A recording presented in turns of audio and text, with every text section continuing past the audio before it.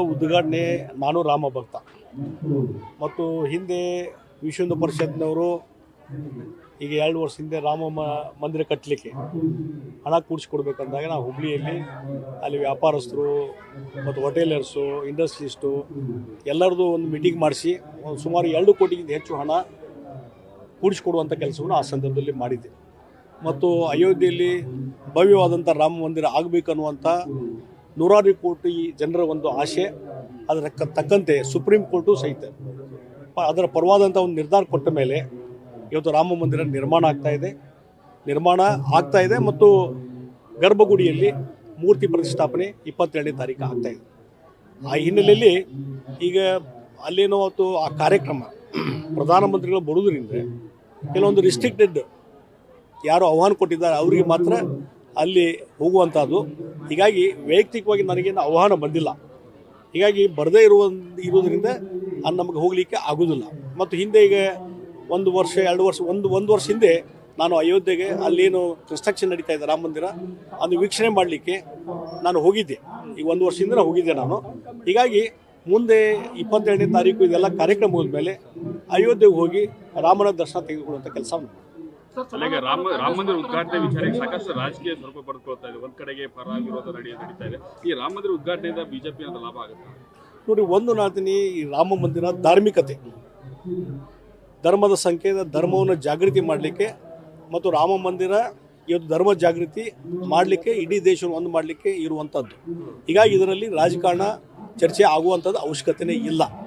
ಆ ಹಿನ್ನೆಲೆಯಲ್ಲಿ ಯಾರು ಇದರ ಬಗ್ಗೆ ಚರ್ಚೆ ಮಾಡ್ತಾರಲ್ಲ ಅವರೆಲ್ಲ ದಯವಿಟ್ಟು ಇದನ್ನು ಬಿಡ್ರಿ.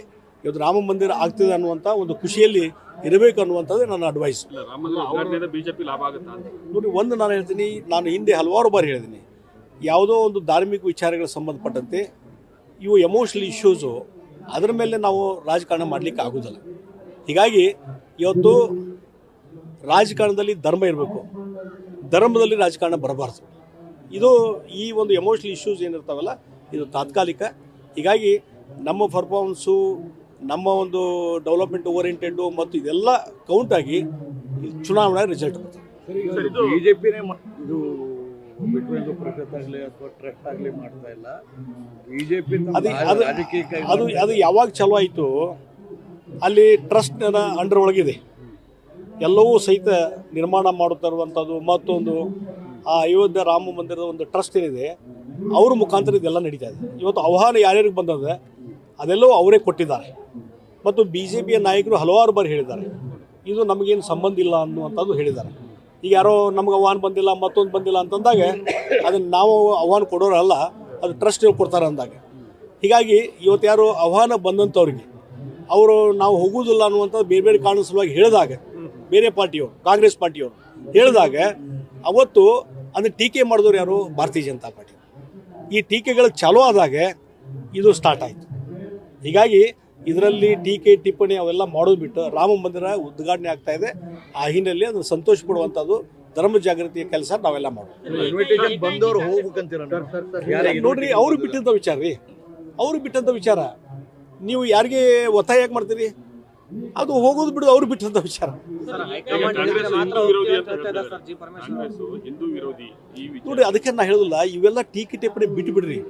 ಹಿಂದೂ ವಿರೋಧಿ ಕಾಂಗ್ರೆಸ್ ಇದ್ದಿದ್ರೆ ಕಳೆದ ಚುನಾವಣೆಯಲ್ಲಿ, ಅಸೆಂಬ್ಲಿ ಚುನಾವಣೆಯಲ್ಲಿ 136 ಸೀಟ್ ಹೆಂಗೆ ಬರ್ತಿದ್ವು ಕಾಂಗ್ರೆಸ್ ಪಾರ್ಟಿಗೆ? ಹಿಂದೂಗಳು ಓಟ್ ಹಾಕದೇ ಇದ್ದರೆ 130 ಹೆಂಗೆ ಬರ್ತಿದ್ವು? ಹೀಗಾಗಿ ಇವತ್ತು ಹಿಂದೂ ವಿರೋಧಿ ಮತ್ತೊಂದು ಎಲ್ಲ ಈ ರಾಜಕೀಯ ಭಾಷೆಗಳನ್ನ ನಾವು ಬಿಟ್ಬಿಡೋದು. ಇಲ್ಲಿವರೆಗೆ ನನಗೆ ಯಾರೂ ಕಾಂಟ್ಯಾಕ್ಟ್ ಮಾಡಿಲ್ಲ ಮತ್ತು ಇನ್ನೂ ಹಲವಾರು ಬಾರಿ ನಾನು ಹೇಳಿದ್ದೀನಿ, ಮತ್ತೆ ವಾಪಸ್ ಹೋಗುವಂಥ ಪ್ರಶ್ನೆ ಇಲ್ಲ, ಯಾರೂ ಕಾಂಟ್ಯಾಕ್ಟು ಮಾಡಿಲ್ಲ. ಬಿಜೆಪಿ ಅವರು ರಾಮ ಮಂದಿರ ಉದ್ಘಾಟನೆ ಅದಲ್ಲ, ರಾಮ ಇದ್ದು ಅದ್ರದ್ದು ಹೆಂಗೆ ಪಾಲಿಟಿಕ್ಸ್ ತೊಗೊಳಕತ್ತಾರ, ಅದ್ರಂಗೆ ಸಿದ್ದರಾಮಯ್ಯ ಅವರು ಸಹಿತ ನಿನ್ನೆ ದಿನ ಬಸವಣ್ಣ ಸಾಂಸ್ಕೃತಿಕ ನಾಯಕ ಅಂತ ತಿಳ್ಕೊಂಡು ಹೇಳಿ ಘೋಷಣೆ ಮಾಡಿ ಇವರು ರಾಜಕೀಯ ಲಾಭ ತಗೊಳಕ್ಕೆ ತಿಳ್ಕೊಂಡು. ನೋಡಿ, ಒಂದು ನಾನು ಹೇಳ್ತೀನಿ, ಸಾಂಸ್ಕೃತಿಕ ನಾಯಕ ಅಂತ ಘೋಷಣೆ ಆಗಬೇಕನ್ನೋದು ಭಾಳ ವರ್ಷದ ಬೇಡಿಕೆ ಇತ್ತು. ಅದು ಸ್ಪಂದನೆ ಮಾಡುವಂಥ ಕೆಲಸ ಮಾಡಿದ್ದಾರೆ. ಹೀಗಾಗಿ ಅವರು ಅನ್ನು ಹೇಳುವಾಗ ಹೇಳ್ಬೇಕಾಯ್ತು, ಹಿಂದೆ BJP ಯಾಕೆ ಮಾಡಲಿಲ್ಲ? ಅದೇನು ಹೇಳಿಲ್ಲ, ಮಾಡಿದ್ದಾರೆ ಅಷ್ಟೇ. ಆಯ್ತು, ಈಗ ಮಾಡಿದಾರಲ್ಲ, ಅದನ್ನು ಸ್ವಾಗತ ಮಾಡೋಲ್ಲ. ಮಾಡಿದ್ದನ್ನು ಇಷ್ಟು ವರ್ಷ ಆಗಿಲ್ಲ, ಹಾಗಾದ್ರೆ BJP ಅವರು ಮಾಡ್ಬೇಕಾಗಿತ್ತಲ್ಲ ಅಂತಂದ್ರೆ ಮಾಡಿಲ್ಲ.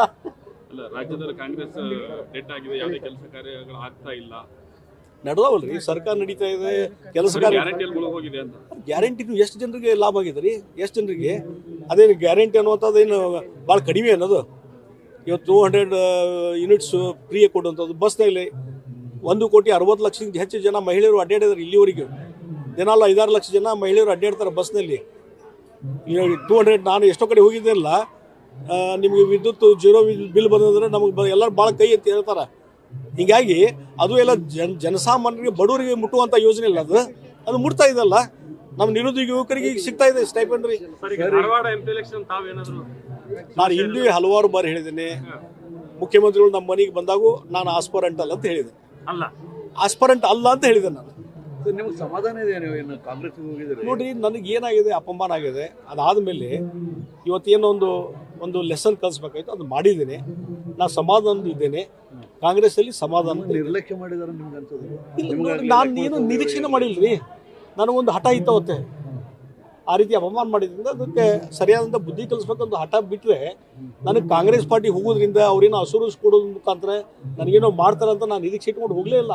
ಇವತ್ತು ನಾನು ಸಮಾಧಾನಕರ ಇದ್ದೇನೆ. ನಾನು ಕಾಂಗ್ರೆಸ್ಸಲ್ಲಿ ಹ್ಯಾಪಿ ಆಗಿದೆ ಡೆಫಿನೆಟ್ಲಿ. ಈಗ ನಿಮ್ಮ ಈಗ ಸರ್ಕಾರದಲ್ಲಿ ಮತ್ತೆ ಈಗ 3 ಜನ DCM ಅಂತ ಕೇಳಿ ಬರ್ತಾ ಇದೆ. ನೋಡಿ, ಇದೆಲ್ಲ ಇದು ಆಯಾ ಪಕ್ಷದ ವರಿಷ್ಠರಿಗೆ ಬಿಟ್ಬಿಡ್ಬೇಕು. ನಾವು ಸುಮ್ಮನೆ ಸಾರ್ವಜನಿಕ ಚರ್ಚೆ ಮಾಡ್ಲಿಕ್ಕೆ ಹೋಗ್ಬಾರ್ದು ಇಂಥವೆಲ್ಲ. ನಾ ಹಂಗೆ ಕಾಂಗ್ರೆಸ್ ನನಗೆ ಯಾರು ಸಂಪರ್ಕ ಮಾಡಿಲ್ಲ, ನನಗೆ ಮಾಹಿತಿ ಇಲ್ಲ ಅದ್ರ ಬಗ್ಗೆ, ನನಗೇನು ನನ್ನ ಗಮನಕ್ಕೆ ಇಲ್ಲ. ನಿಮಗೆ MP ಎಲೆಕ್ಷನ್ ನಿಂದಿರ್ಸಿದ್ರು? ನಾನು ರೇ ಪ್ರಶ್ನೆಗೆ ಉತ್ತರ ಕೊಡೋದಿಲ್ಲ.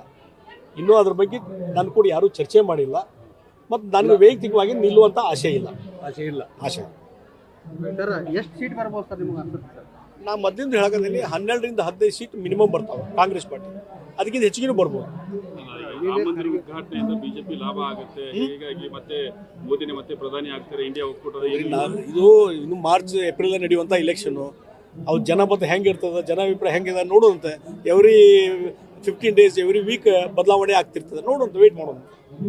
ಸರ್, ಅವರೊಂದು ಮಾತು ಹೇಳಿದ್ದಾರೆ, 20ಕ್ಕಿಂತ ಕಡಿಮೆ ಸೀಟ್ ಬಂದರೆ ಮುಂದೆ ನಾನೇ ರಾಜ್ಯಕ್ಕೆ ಬರಬೇಕಾಗತ್ತೆ ಅಂತ. ನೋಡಿ, ಒಂದು ಅಧ್ಯಕ್ಷ, ರಾಷ್ಟ್ರೀಯ ಅಧ್ಯಕ್ಷ ಇದ್ದಂಥವ್ರು ಸ್ವಲ್ಪ ಇದು ಮಾಡ್ಬೇಕಲ್ಲ, ಬಿಸಿ ಮುಡಿಸ್ಬೇಕಲ್ಲ, ಅದಕ್ಕೆ ಹೇಳಿದ್ದಾರೆ. ಇಲ್ಲ, ಅವ್ರು ಕೂಡ ನನಗೆ ಸಂಪರ್ಕ ಬಂದಿಲ್ಲ. ಅವ್ರ ಮನಸ್ಸಿಗೆ ಏನಿತ್ತು ನಂಗೆ ಗೊತ್ತಿಲ್ಲ. ನ್ಯೂಸ್ ಫಸ್ಟ್, ನಿರ್ಭೀತಿಯಿಂದ ನಿಮ್ಮ ಪರವಾಗಿ.